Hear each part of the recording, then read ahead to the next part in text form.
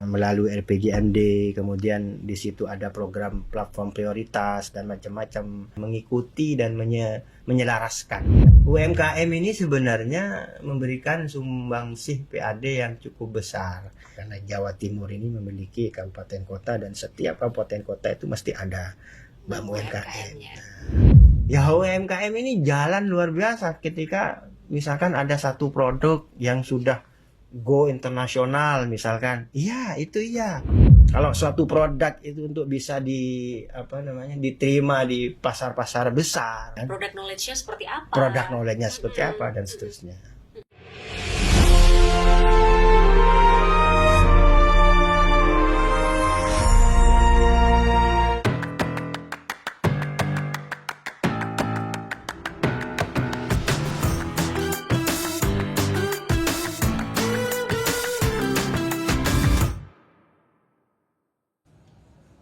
Sektor usaha mikro, kecil, dan menengah atau UMKM menjadi salah satu tulang punggung perekonomian Jawa Timur. Dan salah satu sentra UMKM yang namanya sudah dikenal sejak lama adalah kawasan industri kulit di Tanggulangin, Sidoarjo. Sejajar dengan Garut dan Manding, Jogja sebagai penghasil produk kulit legendaris di Indonesia. Dari sentra itulah Sandy Leather lahir. Bermula pada tahun 2012 dari modal seadanya mengambil produk dari perajin lokal untuk dijual di pameran-pameran. Kini Sandy Leather telah berkembang menjadi brand produk kulit handmade yang memiliki outlet di mal-mal besar di Surabaya, Solo, hingga Semarang. Bahkan saat ini Sandy Leather merambah pasar ekspor ke Malaysia, Filipina, dan Singapura melalui platform online. Filosofinya kita membawa lagi tukang-tukang berpengalaman. Jadi pembedanya kita membawa tukang-tukang berpengalaman di Tanggulangin ini yang memang dikenal sejak dulu itu sebagai sentra perajin kulit. Jadi ya berdampingan dengan Garut dan Manding di Jogja, Tanggulangin itu salah satu tempat perajin kulit legendaris lah di Indonesia. Tantangannya, nah ini ada beberapa hardware atau produk pembantu istilahnya itu impor, dan kalau rupiah atau dolarnya meningkat itu kita agak kesulitan tuh karena fluktuatif banget kan, jadi kita nggak bisa planning dengan baik itu nantinya. Kemudian yang kedua sih bahan baku ya, karena ternyata memang bahan baku kulit ternyata tidak sebanyak itu, walaupun kita setiap hari ada yang makan daging atau apa, ternyata tidak sebanyak itu. Jadi ada beberapa supplier kami juga kadang impor kulit lembarannya itu.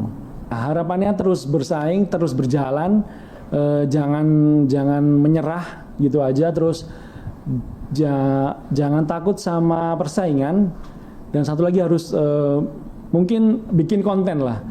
Jadi jangan gengsi untuk buat konten, jangan gengsi untuk bikin sesuatu yang baru. Jadi sekarang cara mainnya sudah beda, jadi konten juga penting buat UMKM untuk terus eksis gitu. Perjalanan Sandy Leather membuktikan bahwa UMKM lokal mampu bersaing, bahkan mampu menembus pasar ekspor. Namun, Sandy juga mengakui tantangan bahan baku yang sebagian masih impor dan fluktuasi nilai dolar membuat perencanaan usaha menjadi tidak mudah.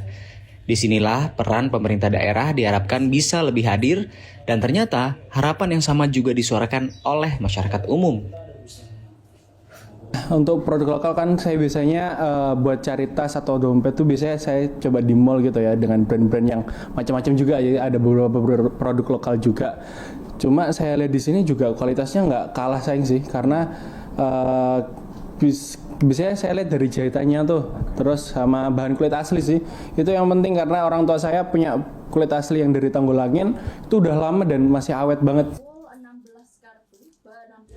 Sandy Leather adalah contoh nyata bahwa UMKM lokal bisa naik kelas. Dari lapak pameran mingguan di Solo hingga rak outlet mall dan keranjang belanja digital di 3 negara. Tapi di balik pencapaian itu ada tantangan yang tak bisa diselesaikan sendirian.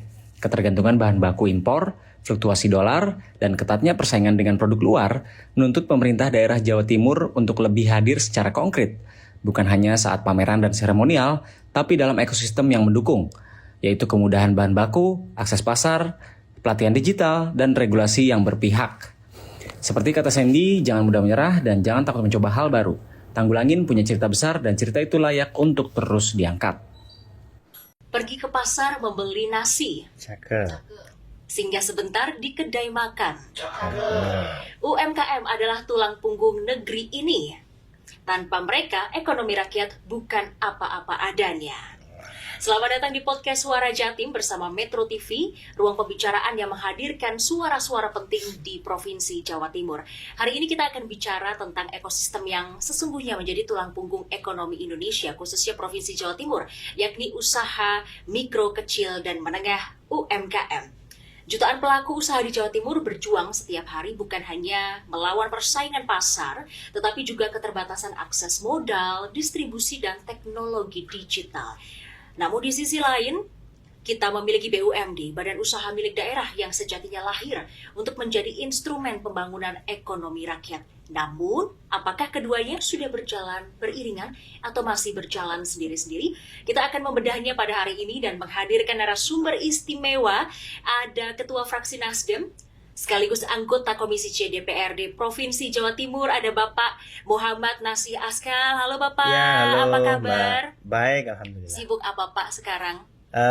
Ya masih sama, sibuk ke kantor, sibuk studi banding, macam-macam lah, Tentunya kegiatannya mewakili suara rakyat ya Pak ya. pastinya.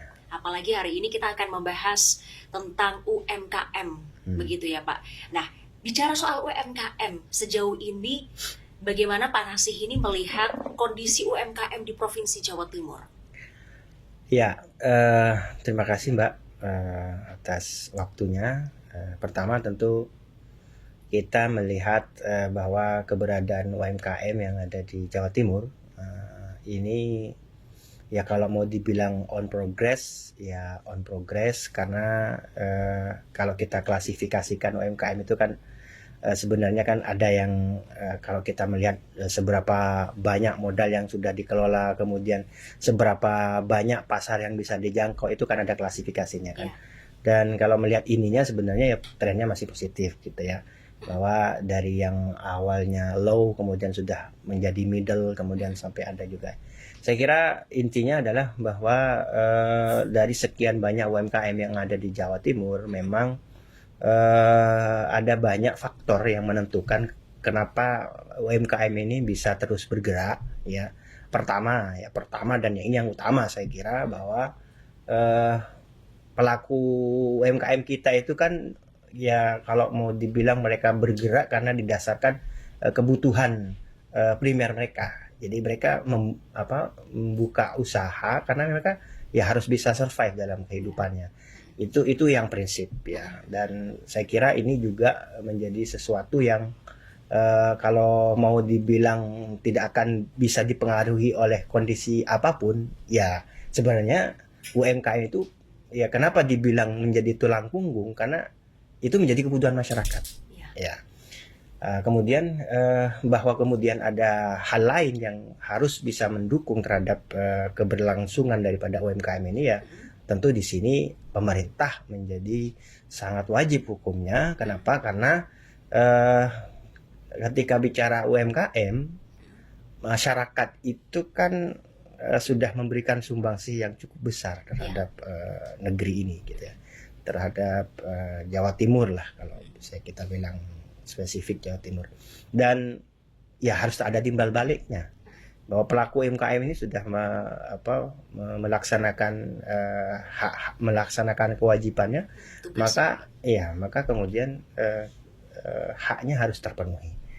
Bahwa UMKM ini memiliki hak untuk berdaya guna, bahwa UMKM itu memiliki hak untuk berkembang dan seterusnya. Itu menjadi kalau saya katakan ya itu ya bukan orang lain, bukan siapa, tapi pemerintah yang wajib untuk memberikan perhatiannya. Gitu. Oke. Tapi kalau kita melihat postur APBD Jatim 2026 ini, sejauh mana sebenarnya Komisi C melihat kontribusi BUMD itu sendiri dalam mendukung pemulihan ekonomi di level UMKM, Mas? Ya, kalau kita melihat spesifik memang kebutuhan masyarakat itu kan memang besar ya, bukan hanya di satu sektor aja, tetapi ada banyak hal yang kemudian juga menjadi. Tetapi bahwa dari semua kebutuhan masyarakat ini ya tetap akan berkorelasi dengan bagaimana pertumbuhan ekonominya. Dan pertumbuhan ekonomi itu berdampak kepada kesejahteraannya, dan itu kan menjadi tugas pemerintah. UMKM ini ya ya memang kita lihat di Jawa Timur itu porsi anggarannya memang besar. Porsi anggarannya memang besar, dan bahwa UMKM ini ada peningkatan misalkan, ya kalau kita melihatnya dari potret besarnya mungkin ya peningkatannya cukup signifikan. Nah, tetapi hari ini sebenarnya yang perlu dilihat adalah bagaimana memotret keberadaan UMKM itu dari seluruh wilayah yang ada di Jawa Timur. Ya, karena kita tidak ingin kemudian Jawa Timur hanya fokusnya di kota-kota besar saja misalkan. Semuanya harus mendapatkan perhatian secara serius dari pemerintah. Karena semuanya punya peran yang sama. Semuanya punya peran yang sama. Meskipun bukan berasal dari kota yang besar, begitu ya? Meskipun bukan berasal dari kota besar, dan justru kalau kita melihat pembangunan yang hari ini, yang hari ini harus difokuskan, memang yang perlu dilakukan pemberdayaan itu memang ya yang di daerah-daerah itu, yang di pelosok-pelosok itu, gitu. Kenapa? Karena survive-nya masyarakat ya. UMKM ini juga sangat bergantung terhadap bagaimana pasarnya. Kalau contoh misalkan ya di dapil saya misalkan contoh, karena saya dari dapil Madura, tentu meskipun Madura itu terdiri dari 4 kabupaten dan sudah terhubung dengan yang namanya jembatan Suramadu, tetapi masih sangat minim yang namanya fasilitas-fasilitas dari pemerintah, sehingga keberadaan UMKM pun juga akhirnya untuk bisa melaju pesat juga agak sedikit terhambat. Jadi karena infrastruktur misalkan tidak terpenuhi secara optimal, maka ya kemudian ini juga kenapa saya katakan tidak hanya spesifik berbicara tentang anggaran yang disediakan misalkan melalui BUMD, pinjaman modal, tetapi ini berhubungan dengan anggaran pembangunan secara menyeluruh, ya.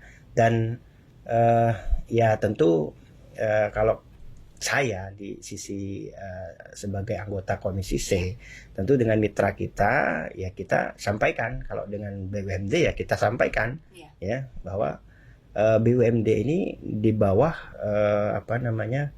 pengelolaan dari Biro Ekonomi. Maka Biro Ekonomi di sini harus bisa memotret ya keberadaan UMKM ini, untuk kemudian ya kalau tadi saya katakan harus ada peningkatannya itu ya tidak hanya dari sektor BUMD-nya saja, gitu. Tidak hanya dipandang dari sektor tanggung jawab dari bank-bank yang dimiliki oleh daerah, tetapi juga berkaitan sekali dengan banyak hal dari aspek ekonomi itu sendiri. Oke, berarti artinya untuk memutus kesenjangan tersebut itu kita butuh kolaborasi lintas sektor. Tidak hanya BUMD, tapi juga dari masyarakat, begitu ya? Iya. Jadi di provinsi itu kan semuanya sudah memiliki tanggung jawabnya masing-masing kan. Bagaimana antar satu OPD misalkan dengan OPD yang lain itu terkoneksi dengan baik. Keberadaan BUMD kalau mau kita bilang dari sisi kebijakannya belum menampakkan sebuah potret di mana BUMD bekerja secara optimal dengan sinergitas yang dilakukan, ya saya katakan belum, gitu. Dan tentu ini menjadi tanggung jawab semuanya, terutama gubernur dalam hal ini, untuk bagaimana memberikan arahan, memberikan instruksi kepada bawahan-bawahannya agar sinergitas ini dilakukan di internalnya mereka sendiri, ya. Kemudian juga sinergitas yang dibangun bersama misalkan pihak-pihak swasta, kemudian ya apapun lah kepada siapapun yang sekiranya itu bisa meningkatkan kesejahteraan masyarakat. Oke, kalau menurut saya panggilnya Mas saja ya. Ya boleh. Oke, Ya. menurut Mas Kasih ini berarti yang paling krusial yang harus segera bertransformasi demi kepentingan UMKM ini siapa, Mas? Atau apa dulu? Ya tentu semua kembali kepada kebijakan ya. Oke. Semua kembali ke kebijakan, bahwa pemangku kebijakan itu adalah gubernur ya, memang yang menjadi utama itu memang harus gubernur. Ya. Yang menjadi utama itu harus gubernur. Tetapi kalau kita melihat bagaimana kerangka APBD ya, semua kan sudah direcord oleh gubernur. Yes. Maka melalui RPJMD, kemudian di situ ada program platform prioritas dan macam-macam. Bawahannya itu tinggal mengikuti dan menyelaraskan, kira-kira seperti itu. Dan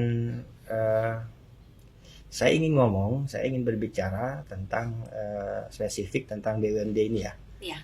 Bank UMKM ini ya alhamdulillah kalau kita lihat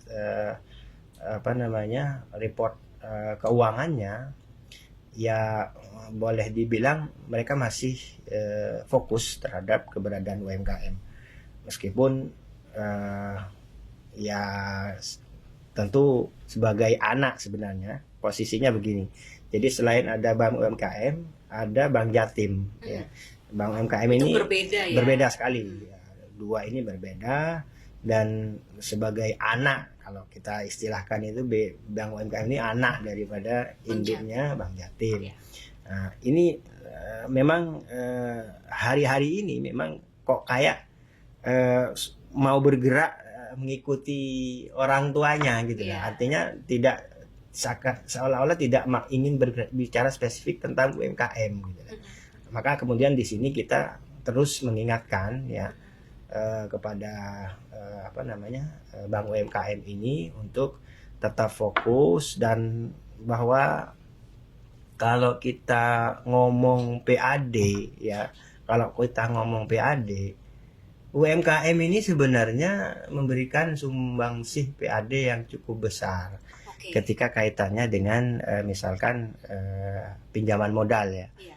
Kenapa? Karena justru kita melihat UMKM kita ini mampu sebenarnya untuk bisa menjalankan usahanya di satu sisi, dan di sisi yang lain UMKM kita ini juga mampu untuk memberikan kontribusi kreditnya itu yang mestinya dihitung setiap bulan. Iya.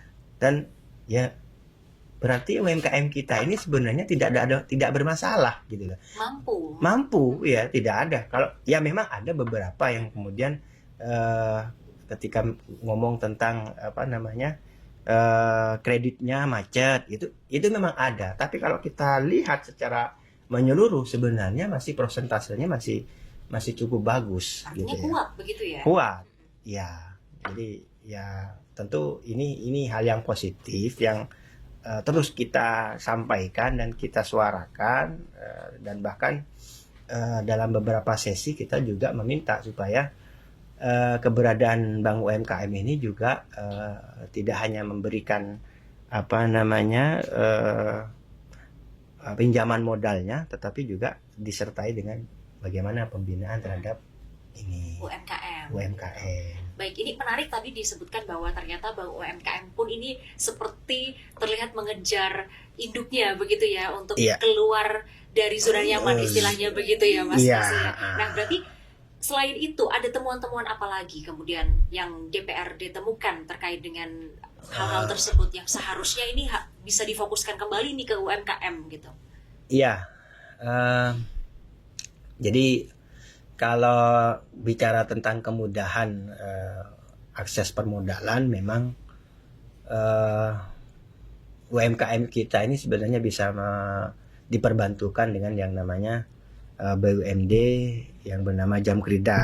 Oke, Jamkrida, di mana Jamkrida ini sebagai lembaga penjamin. Yes. Jadi masyarakat bisa mengakses modal meskipun tidak memiliki agunan. Yeah. Yang menjamin, yang memberikan jaminan itu adalah Jamkrida.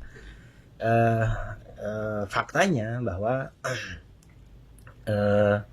Jamkrida ini ya ngapunten, bahkan juga ini kalau mau dibilang temuan ya dari sisi bahwa semangatnya kayaknya memang merubah gitu ya. Oke. Bahwa keberadaan BUMD itu memang didirikan ya pada prinsipnya adalah bagaimana bisa memberikan setoran PAD yang besar, sehingga memang ada target-target yang dibuat oleh gubernur ya terhadap BUMD ini.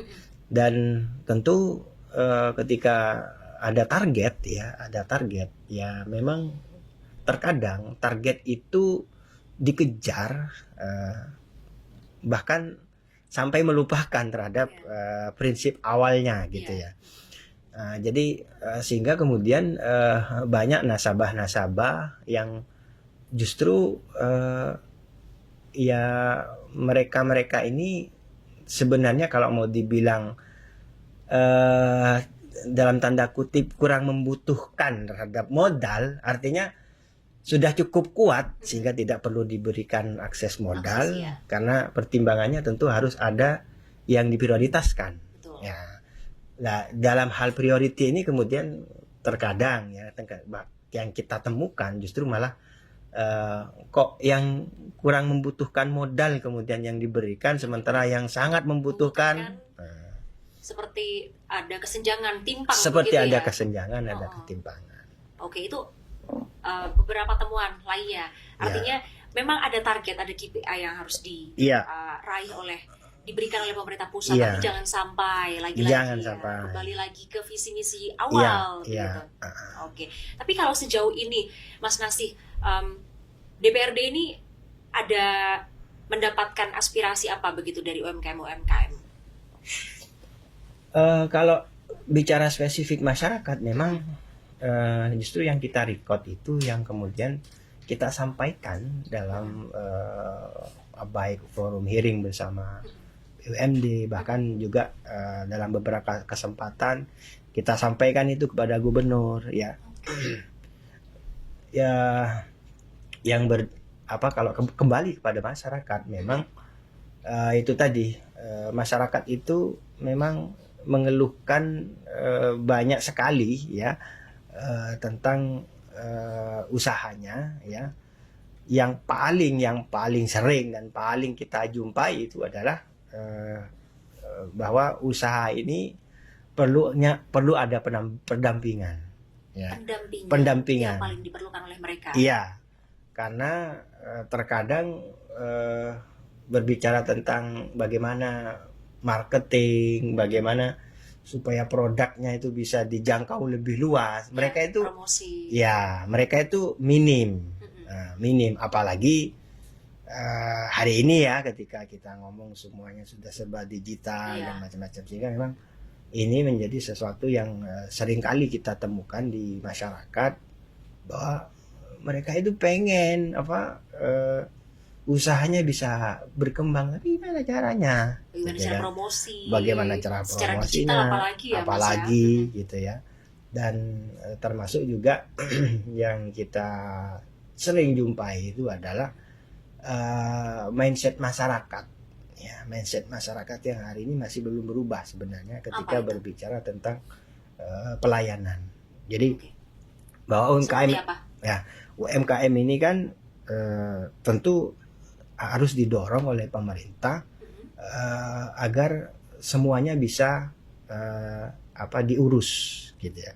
Termasuk juga pelayanan terhadap izin usaha misalkan.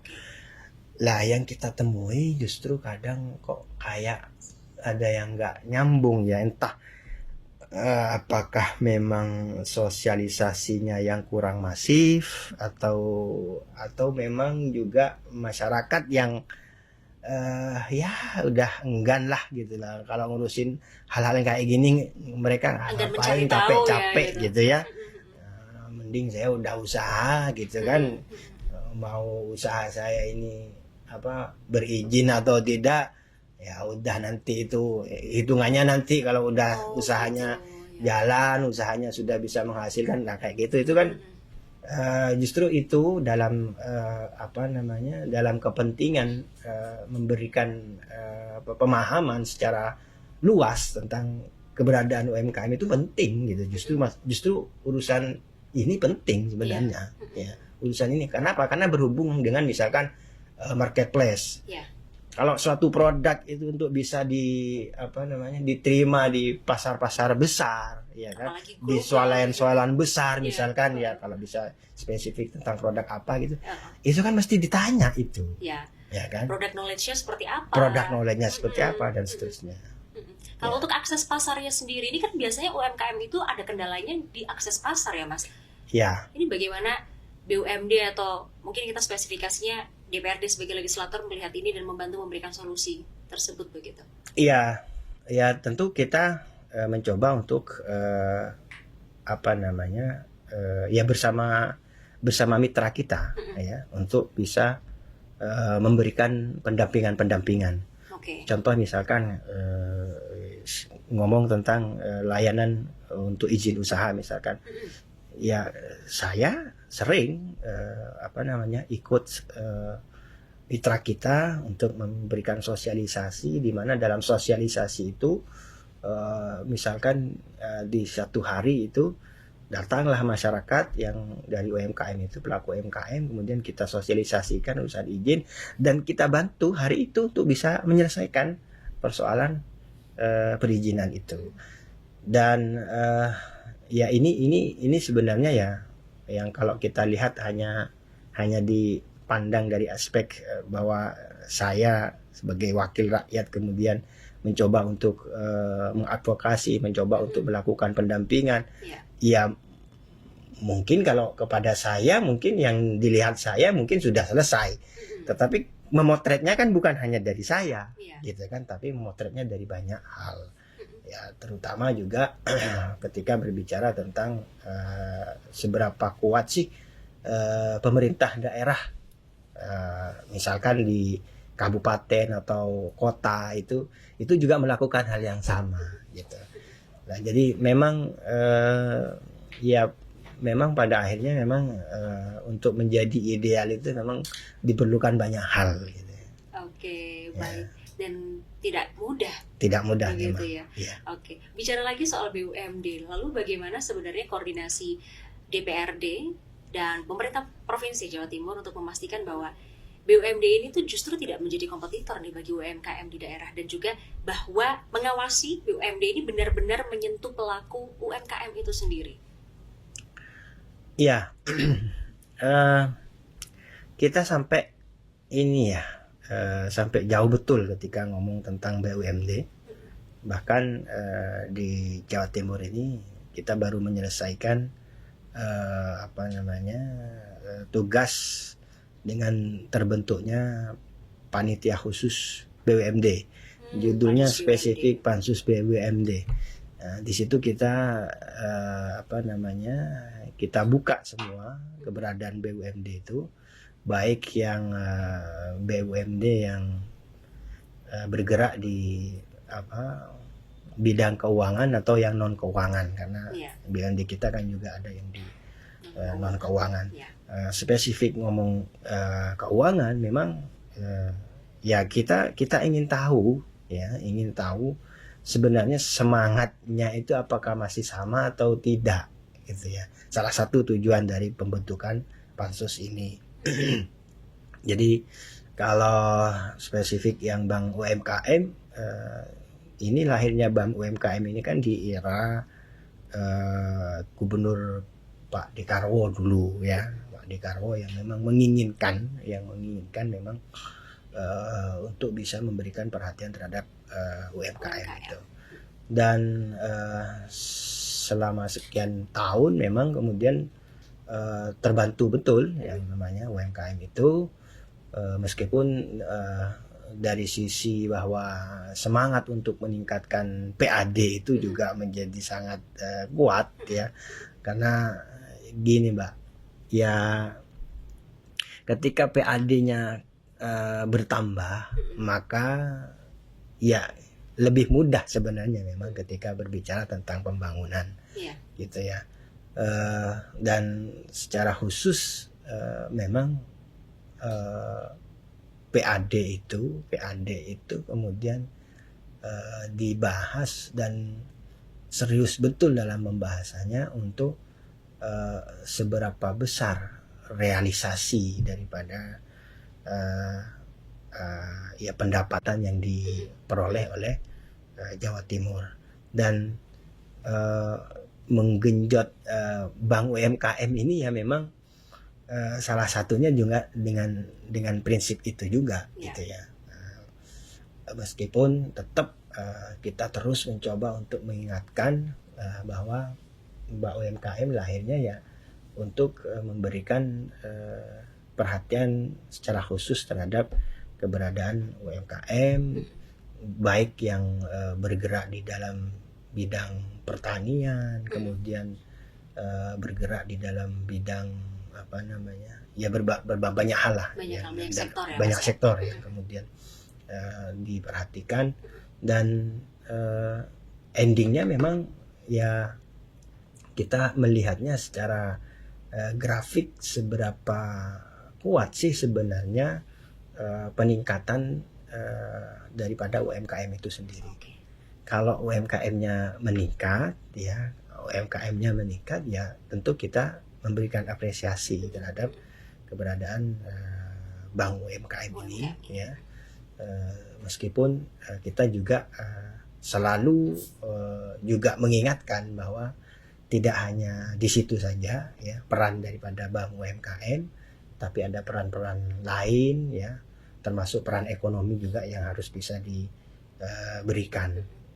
Ekonomi spesifik misalkan bahwa Bank UMKM ini juga telah berhasil memberikan lapangan pekerjaan yang cukup banyak. Karena Jawa Timur ini memiliki kabupaten kota, dan setiap kabupaten kota itu mesti ada Bank UMKM. Begitu. Jadi tenaga-tenaganya kemudian direkrut dari daerah, dan ya ini menciptakan lapangan pekerjaan yang cukup besar juga. Kalau sejauh ini sektor paling besar itu dari sektor mana saja?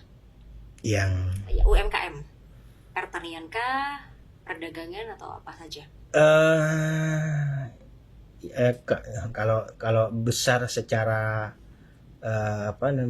secara angka spesifik jumlah MKM, saya kira ya masih sangat tradisional, Mbak. Masih sangat kita berbicara di misalkan di sektor kayak pangan misalkan ya, jadi produk-produk makanan, kemudian itu paling banyak ya, Mas ya? Masih ya. Kalau yang di sektor kayak pertanian, perkebunan, karena memang masyarakat kita ini kan yang masih eksis di dalam bidang ini kan juga sebenarnya masih sedikit gitu ya. Ya, apalagi anak muda kita kan sudah mulai nggak mau lah, masa anak muda sekarang harus kembali ke sawah kan. Gen Z nih ya. Gen Z-nya udah ya itu. Ya. Jadi masih didominasi oleh sektor ini. Ya. Oke. Mas, tapi kalau bicara soal kebijakan sejauh ini sudah ada regulasi baru atau kebijakan baru apa, Mas, untuk memperkuat UMKM dan juga peran BUMD ini sebagai penjamin UMKM? Yang pertama, kita sudah menyelesaikan perda ya spesifik tentang UMKM ini, di mana perubahan dari Bank BPR menjadi Bank UMKM itu kan kemudian ya semangatnya itu tadi untuk mengingatkan bahwa keberadaannya itu memang betul untuk ya UMKM ini, pelaku UMKM itu sudah. Kemudian hari ini juga kita juga sedang menggodok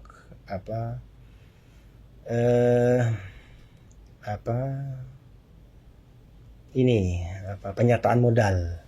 Nah, penyertaan modal itu dulu pernah dan ya nampaknya hari ini juga perlu ada peningkatan ya, dan ya tentu itu harus melalui kajian-kajian ya, karena kalau hanya sekedar dikasih modal, kemudian nanti ini mau dikelola seperti apa, dampaknya terhadap masyarakat itu ya tidak melalui sebuah riset, ya khawatirnya malah ini cuma ngamburin uang Akan gitu. percuma Akan begitu percuma. Jadi makanya kita awasi betul ya untuk setiap inisiatif untuk penyertaan modal kepada BUMD yang ada di Jawa Timur.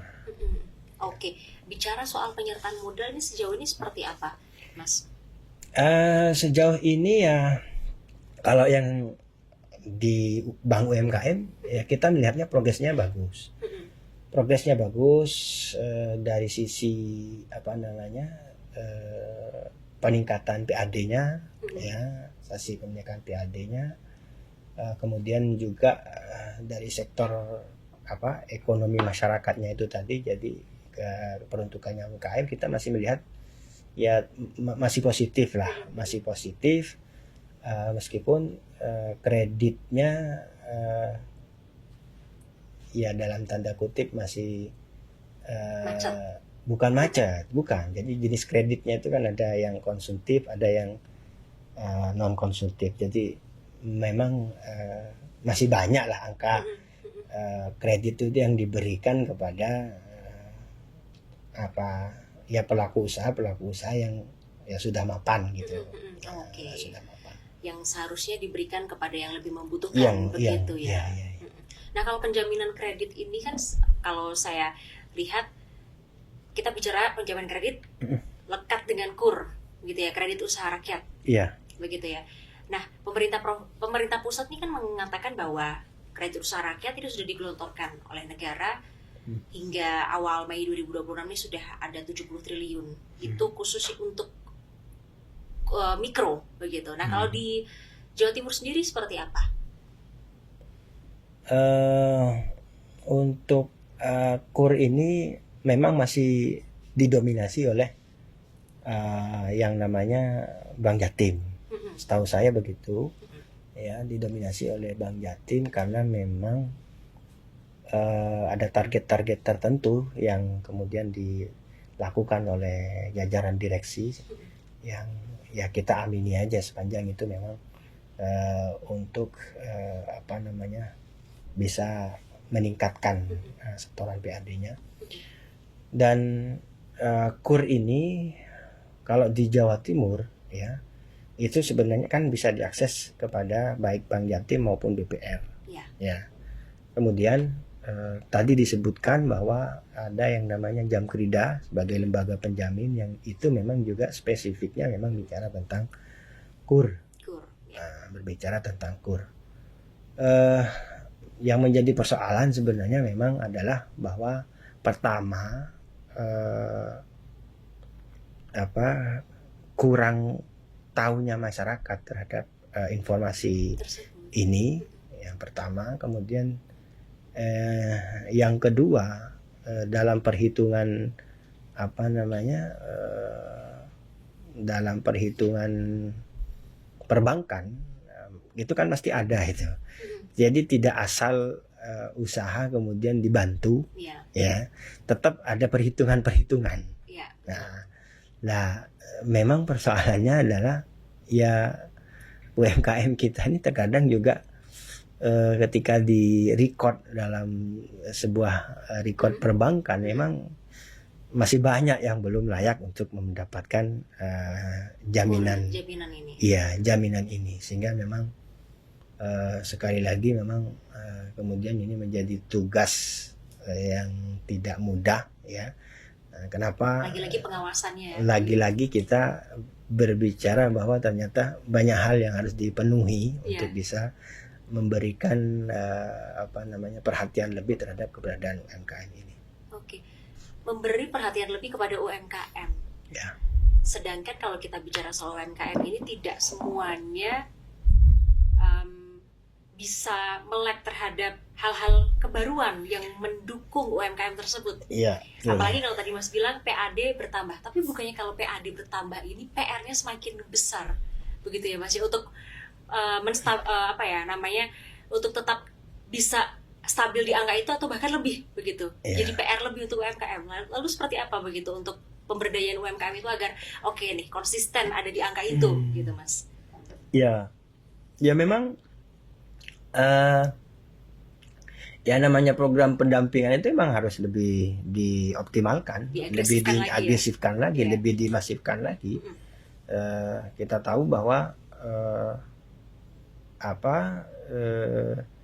untuk bisa mengembangkan sebuah usaha, ya, apalagi di era sekarang ini, Iya. ya, semua sarana prasarananya harus terpenuhi, Pak. Semua sarana prasarananya harus Kembali ke terpenuhi. situ ya Mas ya. Iya. Fasilitasnya di Iya. Dan menjadi salah satu bagian dari itu adalah digitalisasi yang Mbak tadi sebutkan. ya. Nah, jadi digitalisasi ini juga menjadi sesuatu yang ya di satu sisi ya itu mudah untuk dilakukan ketika memang masyarakat kita sudah Melek. melek terhadap itu. Jadi secara SDM-nya sudah terpenuhi. Iya. Di sisi yang lain agak sulit. Kenapa? Karena ada masyarakat kita yang bukan hanya sekedar tidak melek, bukan tidak melek sebenarnya, tetapi aksesnya itu belum terpenuhi. Jaringan internet yang masih lemot, kemudian macam-macam. Jadi infrastruktur, saya katakan seperti itu. Iya. Infrastruktur ini kan juga harus dipikirkan dan harus bisa diberikan perhatian sebenarnya. Berarti kondisi di Jawa Timur sendiri itu masih belum sekuat itu begitu untuk SDM UMKM ini melek digital. Belum. Padahal Provinsi Jawa Timur termasuk provinsi yang diandalkan ya. Iya, ya itu kalau kita mau bicara memotretnya dari kota-kota besar ya memang luar biasa, luar biasa. Tapi kalau kita sudah masuk ke yang lebih dalam, ke pelosok-pelosok, memang justru minimnya fasilitas itu membuat perkembangan daripada UMKM ini menjadi agak tersendat. Yang sudah dilakukan apa Mas sebagai mungkin dari kacamata DPRD begitu dalam tadi dikatakan pemberdayaan kepada UMKM lokal yang bukan berada di kota besar yang mungkin harus segera melek digital, karena kan kalau digital ini sebenarnya sudah lama ya Mas ya, Ya. begitu. Tapi sampai saat ini pun masih potret nyatanya masih banyak yang belum melek digital nih. Masih banyak yang belum melek digital. Ya itu tadi memang harus pertama memang harus dilakukan bagaimana pemerintah provinsi ini bisa memotretnya secara utuh gitu ya, mulai dari hulu sampai hilirnya. Yang pertama bicara infrastrukturnya, apakah sudah terpenuhi infrastrukturnya? Ya, ketika infrastrukturnya belum terpenuhi, bagaimana kita bisa melakukan pendampingan sementara ini hal yang sangat krusial, ya kan? Nah, kemudian kalau misalkan itu sudah oke, ya, pendampingan jalan, keberlanjutannya itu seperti apa? Karena terkadang yang namanya pendampingan, ya, itu hanya berhenti di dalam kalimat pelatihan, misalkan workshop gitu. setelah selesai dah, gitu ya. Tidak ada pendampingan apa? Tidak ada kelanjutan itu Iya. seperti apa gitu lah. Dipantau begitu ya Iya, pemantauannya. iya. Jadi saya kira itu gampang saja kalau kita ingin memotret itu gitu loh. Kenapa? Karena dari sekian banyak UMKM itu yang sudah terdaftar, ya, legalitasnya itu kan sudah ada itu. Iya. Dan ketika bicara tentang legalitas di situ kan sudah dicantumkan bahwa UMKM ini misalkan didirikan dengan modal usaha berapa misalkan, kemudian laporan keuangannya seperti apa, itu kan ada misalkan. Nah, tinggal itu ditelusuri aja gitu loh. Iya. Tinggal ditelusuri dan di situ kita bisa merecord sebenarnya keberadaan UMKM kita ini bukan hanya sekedar terlihat secara umum saja gitu ya. Karena kalau kita melihat secara umum mungkin ya UMKM ini jalan luar biasa ketika misalkan ada satu produk yang sudah go internasional misalkan. Iya, itu iya. Dan itu banyak, iya, gitu kan. Tapi kalau kita komparasikan dengan data, apakah memang secara peningkatan itu terbilang sudah banyak peningkatannya atau belum gitu sebenarnya. Jadi tinggal melihat begitu sebenarnya. Jadi lagi-lagi balik lagi kepada potret nyata, lihat lagi ke Lihat lagi akar gitu ya. Iya. Masih ada berapa banyak UMKM itu Iya. sebenarnya yang masih perlu dipantau, diawasi. Iya. Tapi kalau fungsi pengawasan ini sebenarnya tuh ada di tanggung jawab siapa saja begitu, Mas? Dinas UMKM atau seperti apa? Kalau spesifik bicara tentang ekonomi, memang yang menjadi mitra dari Biro Ekonomi itu adalah Komisi D, kalau nggak salah. Komisi D apa komisi? Iya, Komisi E kayaknya. Komisi E. Tetapi kalau ngomong tentang fungsi DPR, semua DPR ini kan mempunyai fungsi pengawasan, gitu lah. Khususnya untuk UMKM. Iya, dan semua bisa mendorong itu ya kepada baik Biro Perekonomian, kemudian juga pihak OPD terkait lainnya. Iya. Dan saya kira 120 anggota DPR, ya 120 anggota DPR, kalau itu kemudian bisa bergerak bersama-sama, kalau itu kemudian bisa menyuarakan hal yang sama, gitu ya. Sama ini dalam tanda kutip memberikan pengawasannya, ya, memberikan legasinya, ya, kepada apa yang sudah dirancang dari awal, ya. Karena kita bicara APBD nih, ya, itu postur APBD itu kan sudah melalui tahapan yang sudah dibahas bersama, gitu lah. Tinggal bagaimana semua itu terrecord dan kemudian dikupas satu persatu. 120 ini bergerak bersama, ya, sesuai dengan visi misinya gubernur. Saya kira akan menjadi sangat dahsyat. Oke, itu optimis akan menjadi dahsyat jika. Iya, jika itu bisa ya bergerak bersama. Dan yang paling penting sebenarnya kalau menurut saya, kita ini kan kalau di Jawa Timur ada istilah, ya, ada istilah tidak ada faksi-faksi, yang ada hanya satu faksi, ya, gitu. Kalau di kita itu faksi Indrapura namanya. Fraksi Indrapura. Faksi Indrapura. Jadi tidak ada faksi Timur, faksi, nggak ada, satu faksi. Dan ya satu faksi. Dan ini cukup efektif, ya, cukup efektif ketika kemudian pemerintah provinsi, eksekutif dalam hal ini gubernur, itu bisa juga bergerak bersama, gitu ya. Tapi ketika terkadang ada yang miskomunikasi ini, ya, antara gubernur misalkan dengan pimpinan, ada yang miskomunikasi antara secara politik macam-macam, gitu kan. Dan ya ini memang akhirnya kalau saya memandangnya memang harus ada forum di luar forum resmi, gitu. Harus ada forum di luar forum formal, gitu lah. Bahwa membangun kesadaran bersama itu memang ya tidak hanya sekedar retorika, tidak hanya sekedar formalitas. Oke, baik. Ya. Oke, kemudian yang terakhir sebelum kita menutup podcast hari ini, Oke. Pak Mas, ya, Mas, Nasi. Oke, ya. Mas Nasi, ini apa yang mau disampaikan khususnya kepada, yang pertama mungkin bisa kepada BUMD ini sendiri begitu, agar tentunya tetap berjalan beriringan dengan UMKM gitu, untuk mendorong semangat dan kemaksimalan UMKM ini sendiri, seperti apa? Yang pertama dan yang utama, ya tentu yang ingin saya sampaikan kepada BUMD apapun, baik BUMD yang keuangan ataupun yang non keuangan, pahamilah bahwa ketika keberadaan BUMD ini dibentuk, itu memang peruntukannya untuk bagaimana meningkatkan kesejahteraan masyarakat. Betul. Artinya tanggung jawabnya bukan hanya sekedar kepada gubernur, Iya. tanggung jawabnya bukan hanya sekedar melapor kepada legislatif, tetapi yang lebih penting dari semuanya itu adalah tanggung jawabnya memang kepada masyarakat. tanggung jawabnya kepada masyarakat. Dan bahwa masyarakat ketika menyoroti setiap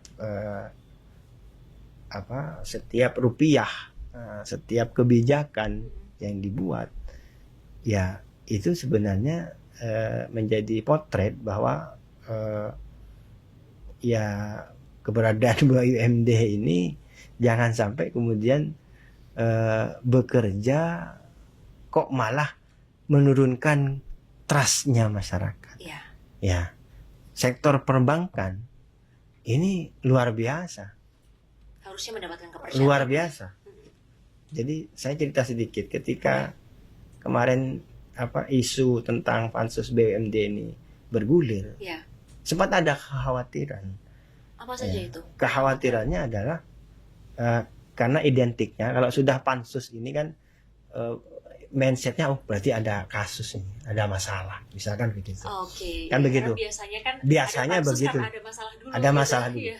Sehingga memang kemarin itu sempat ada yang tidak setuju ya Dengan terhadap adanya pansus itu. terhadap adanya pansus karena memang ya mungkin pertama ya ngomong tentang Bank Jatim, contoh misalnya Bank Jatim, kalau kemudian trustnya masyarakat ini berkurang atau bahkan sampai hilang, wah ini bahaya ini. Ya ini nasabahnya berhenti semua, wah ini bahaya, ini bisa menurunkan ininya gitu kan. Sehingga kekhawatiran itu memang ya akhirnya mau tidak mau harus dijawab bahwa semangat daripada pansus ini adalah bukan untuk menurunkan grade itu, tapi untuk meningkatkan capaian-capaian yang sudah ada. Nah, artinya bahwa publik itu sangat menentukan terhadap pergerakan daripada BUMD ini, gitu. Iya, Sehingga betul. ya itu tadi saya katakan bahwa jangan hanya merasa bahwa tanggung jawabnya sekedar kepada gubernur. Iya. Tanggung jawabnya jangan hanya sekedar melapor kepada anggota DPR. Iya. Yang lebih utama dan paling utama itu adalah tanggung jawab kepada masyarakat. Kepada masyarakat. Ya. Pesan terakhir untuk UMKM yang ada di Jawa Timur sendiri seperti apa? Untuk UMKM survive terus, ya. Terus tingkatkan kemampuan produknya, Ya. terus sembari juga tambahkan yang namanya pengetahuan tentang bagaimana usaha itu bisa lebih maju, bisa lebih diterima ya di semua pasarnya, dan teruslah belajar dan belajar, maka insya Allah perkembangannya bisa akan sesuai dengan harapan. Amin, kita doakan dan optimis semoga UMKM di Provinsi Jawa Timur ini maju ya Mas Nasi. Ya. Baik, terima kasih Mas Nasi untuk waktunya hari Sama-sama. ini. Dan pemirsa, itu tadi perbincangan yang tentunya sangat kaya sekali dengan informasi yang sangat komprehensif terkait dengan bagaimana kondisi UMKM di Provinsi Jawa Timur dan juga bagaimana terkait dengan pengawasan yang ada di sana.